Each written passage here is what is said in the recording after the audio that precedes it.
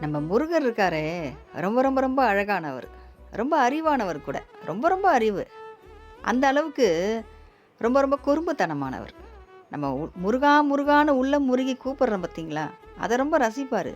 அதே சமயத்தில நம்மள திட்டுறோமான்னு பார்ப்பாரு. ரொம்ப விளையாடுவாரு நம்மகிட்ட தான். அதிகமா சோதனை குடுப்பாரு, கஷ்டங்கள குடுப்பாரு. அந்த கஷ்டங்களும், சோதனைகளும் அவரே ஏத்துப்பாரு. அந்த கஷ்டத்துக்கான வழியும் அவர் குடுப்பாரு நமக்கு. ஆனா, நம்ம திட்டுறோமான்னு பார்ப்பாரு. "நீலாம் ஒரு கடவுளா? உன்ன கும்பிட்டும் எனக்கு நிம்மதி இல்லையே! உன்ன இனிமேல் நான் கும்பிடணுமா? உன்ன முருகா முருகா நான் எதுக்கு கூப்பிடுறேன்?" அப்படின்னு நம்ம திட்டுற மாரி செய்வாரு. நம்ம திட்டுறதையும் வாங்கி கட்டிப்பாரு. அவ்வளோ ரசிப்பாரு நம்ம திட்டுறத அவரு. அந்த மாரி ஒரு குறும்புக்கார கடவுள் அவரு. என்ன சொல்றது? செல்லப்பிள்ளைன்னு சொல்லலாம். நம்ம முருகர் வந்து அப்படிதான். ரொம்ப செல்லமா இருப்பாரு. நம்ம உள்ளம் உருகி அவர முருகான்னு நம்ம வணங்குனோம்னா, எப்பவுமே நம்மள விட்டு போமாட்டாரு. நம்ம திட்டுனாலும், விரட்டுனாலும் நம்மள விட்டு போவே மாட்டாரு. ஏதாவது ஒரு ரூபத்துல நம்மகிட்ட வந்துட்டே இருப்பாரு. இன்னைக்கு பசி வந்தா பத்தும் பறந்துரும்னு சொல்லுவாங்க. ஆனா, காதல் வந்துட்டா அந்த பசியும் பறந்துடும். அவ்வளோ உன்னதமானது இந்த காதல். அதனால தான் அந்த காதலோட அருமையும், பெருமையும் தெரிஞ்சனால தான் நம்ம முருகர் குறத்தி குலத்திலிருந்து ஒரு பெண்ண காதலிச்சு கல்யாணமும் பண்ணிடுறாரு. காதலோட அருமை, பெருமை என்னன்னு முருகருக்கு ரொம்ப நல்லாவே தெரியும்.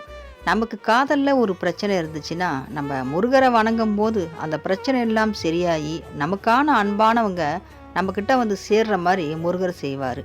ஏன்னா, காதலோட உன்னதமான அருமை வந்து அவர் தெரிஞ்சவரு. அவரும் ஒரு அற்புதமான காதலர். அதனால தான் நானு முருகர வணங்கணும்னு சொல்றேன். வெற்றிவேல் முருகனுக்கு அரோகரா.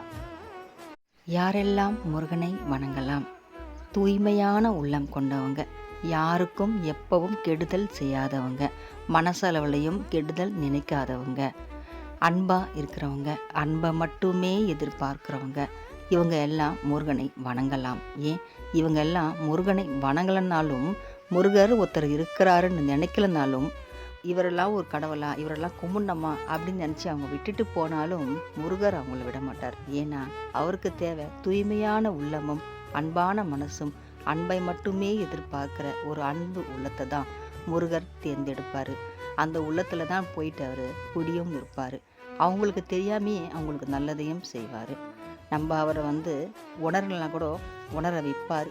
நம்ம வந்து அவரை உணர்ந்து முருகான்னு நம்ம அவரை ஏற்றுக்கிட்டோம்னா நம்ம வாழ்க்கையில் பிள்ளையார் சொல்லி போட்டு முடிச்சு வைக்கிற வரைக்கும் அவர் தான் கூட இருப்பார். யார் வந்து தடுத்தாலும், எந்த சூழ்நிலை வந்தாலும், நவகோள்களும் நவகிரகங்களும் என்ன செஞ்சாலும் அது முருகன்கிட்ட